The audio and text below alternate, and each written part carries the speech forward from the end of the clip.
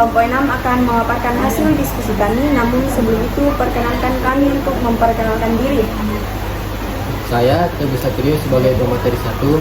Saya Clara Pusta sebagai pemateri 2. Saya Muhammad Huda sebagai pemateri 3. Saya Nur Fadila sebagai pemateri 4.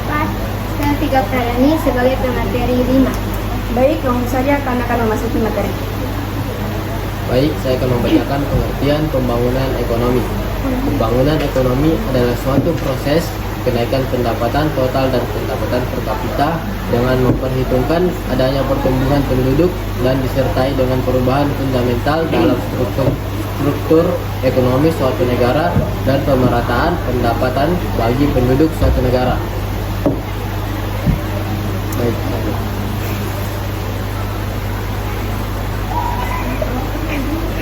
Selanjutnya akan dibacakan oleh Clara Pusta. Baik, terima kasih. Materi yang kedua yaitu tujuan pembangunan ekonomi.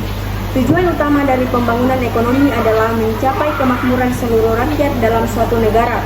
Tujuan pembangunan dibedakan menjadi dua, yaitu satu, tujuan jangka pendek. Pembangunan ditujukan untuk meningkatkan taraf hidup, kecerdasan, dan kesejahteraan.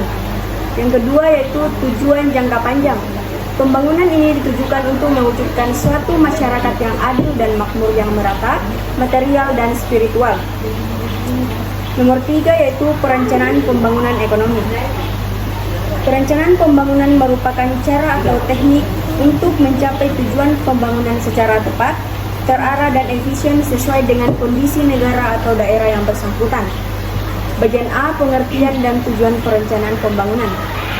Perencanaan pembangunan berdasarkan Undang-Undang Nomor 25 Tahun 2004 tertuang dalam Sistem Perencanaan Pembangunan Nasional atau SPPN, yang artinya suatu kesatuan tata cara perencanaan pembangunan untuk menghasilkan rencana-rencana pembangunan jangka panjang, jangka menengah dan tahunan yang dilaksanakan oleh unsur penyelenggara negara dan masyarakat di tingkat pusat dan daerah. Bagian B, unsur pokok perencanaan pembangunan. Dalam rangka melaksanakan pembangunan, kita harus memiliki perencanaan yang matang dan mantap agar pembangunan dapat berdaya guna dan berhasil guna. Dalam perencanaan pembangunan tentunya ada unsur-unsur pokok yang harus dimiliki antara lain: A. Mengetahui lokus atau yaitu mengerti, mengetahui dan memahami kondisi.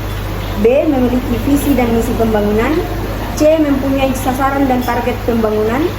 D. Memiliki strategi pembangunan. E. Adanya prioritas pembangunan. Dan F. Memiliki program dan kegiatan pembangunan yang jelas. Bagian C, tahap dan siklus perencanaan pembangunan. Ada 4 tahap proses perencanaan pembangunan yang dilakukan pemerintah adalah sebagai berikut. 1. Tahap penyusunan rencana. 2. Tahap penetapan rencana. 3. Tahap pengendalian pelaksanaan rencana.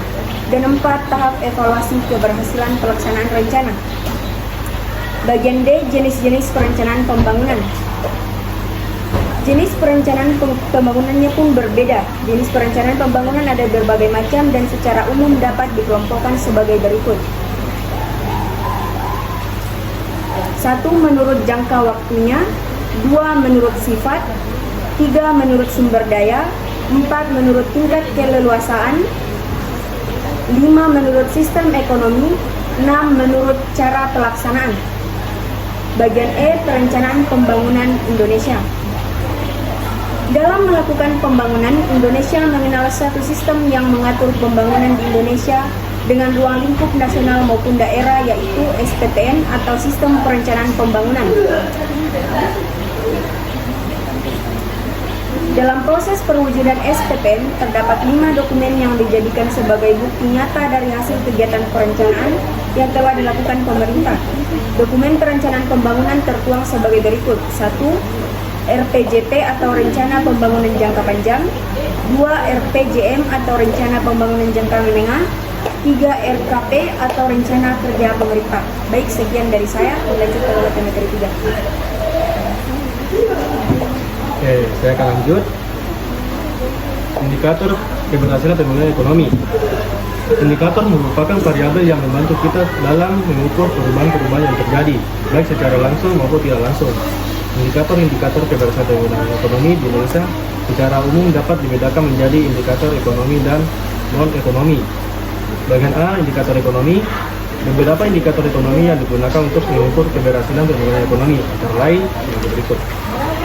1. Pertumbuhan ekonomi dan distribusinya. Yang kedua, pendapatan per kapita. Yang ketiga, tingkat pengangguran dan kesempatan kerja. Yang keempat, tingkat kemiskinan. Yang kelima, stabilitas ekonomi. Bagian B, indikator non-ekonomi. Beberapa indikator yang digunakan untuk mengukur tingkat keberhasilan pembangunan ekonomi antara lain sebagai berikut. Ke-1, indeks kualitas hidup. Nomor 2, indeks pembangunan manusia. ADI meringkas 3 indikator kesejahteraan dalam sebuah indeks komposisi tunggal. Indikator tersebut antara lain sebagai berikut. Bagian A, umur panjang. B, pendidikan. C, standar hidup. Selanjutnya saya akan menjelaskan faktor-faktor yang mempengaruhi pembangunan ekonomi. Konsep pembangunan atau perkembangan ekonomi suatu negara pada dasarnya hampir sama dengan pembangunan suatu keluarga. Maju tidaknya suatu keluarga dipengaruhi oleh beberapa faktor, yaitu tingkat pendidikan, jenis pekerjaan, jumlah anggota keluarga, dan usaha keluarga. Adapun faktor-faktor pembangunan ekonomi, yaitu A. Faktor ekonomi.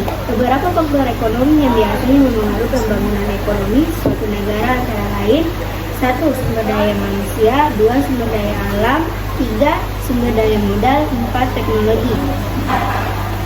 Yang kedua itu faktor non-ekonomi. Beberapa faktor non-ekonomi yang biasa mempengaruhi pembangunan ekonomi suatu negara antara lain sebagai berikut: 1. Kondisi sosial dan budaya masyarakat. 2. Kondisi politik. Selanjutnya, materi ke-6, masalah-masalah pembangunan ekonomi. Apa saja hambatan yang dihadapi Indonesia dalam melakukan pembangunan ekonomi? Yaitu A. Tingginya jumlah pengangguran. B. Tingginya biaya produksi. C. Keputusan pemerintah yang kurang tepat. D. Bahan kebutuhan pokok masih langka. E. Suku bunga perbankan terlalu tinggi. F. Angka inflasi makin tinggi. G. Korupsi dan inefisiensi ekonomi. H. Penyempitan infrastruktur. I. Ketidakmampuan pengembangan SDM dan penguasaan iptek.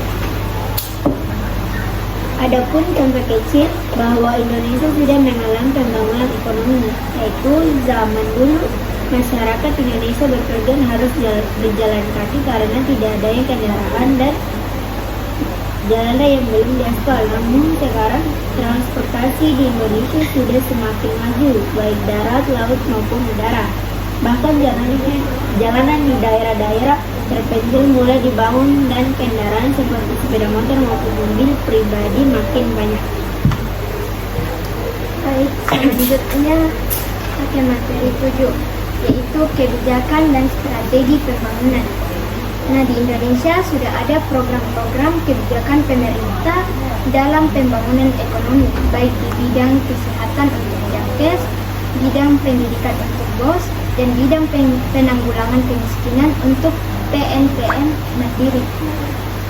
Strategi dan kebijakan pembangunan ekonomi Indonesia terlihat dalam Rencana Pembangunan Jangka Panjang atau RPJP dan Rencana Jangka Menengah atau RPJM. Rencana Pembangunan Jangka Panjang dimulai dari tahun 2005 sampai 2025. Isinya yaitu Indonesia yang maju dan mandiri, adil dan demokratis, serta aman dan bersatu dalam wadah negara kesatuan Republik Indonesia.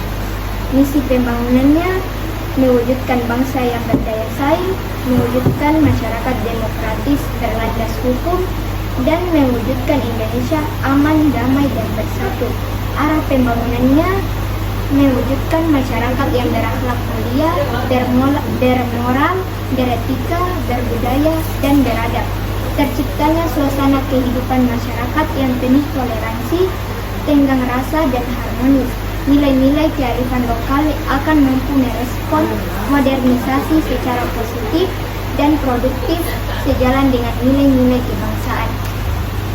Adapun rencana pembangunan jangka menengah dimulai dari tahun 2010 sampai 2014. Visinya yaitu terwujudnya Indonesia yang sejahtera, demokratis, dan berkeadilan. Misinya melanjutkan pembangunan menuju Indonesia yang sejahtera, memperkuat pilar-pilar demokrasi, dan memperkuat dimensi keadilan di semua bidang. Arah pembangunannya melanjutkan pembangunan mencapai Indonesia yang sejahtera, memperkuat dimensi keadilan dan semua bidang termasuk pengurangan kesenjangan pendapatan, pembangunan antar daerah termasuk desa sampai kota, dan gender. Selanjutnya kita akan masuk ke dampak pembangunan ekonomi. Dampak pembangunan ekonomi terbagi menjadi dua, yaitu dampak positif pembangunan ekonomi. Yang pertama adanya perbaikan lingkungan hidup melalui pembangunan permukiman, adanya perumahan yang layak bagi semua golongan masyarakat, dan kemajuan teknologi yang digunakan atau dinikmati masyarakat. Dan ada pun dampak negatifnya, lahan-lahan pertanian produktif banyak yang tergusur sehingga produksi pertanian menjadi berkurang, hilangnya habitat alam baik hayati maupun hewani, timbulnya pencemaran baik air, tanah maupun udara. Baik, selanjutnya kita ke moderator.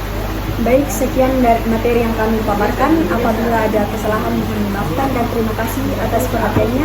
Kami tutup dengan ucapan wassalamualaikum warahmatullahi wabarakatuh.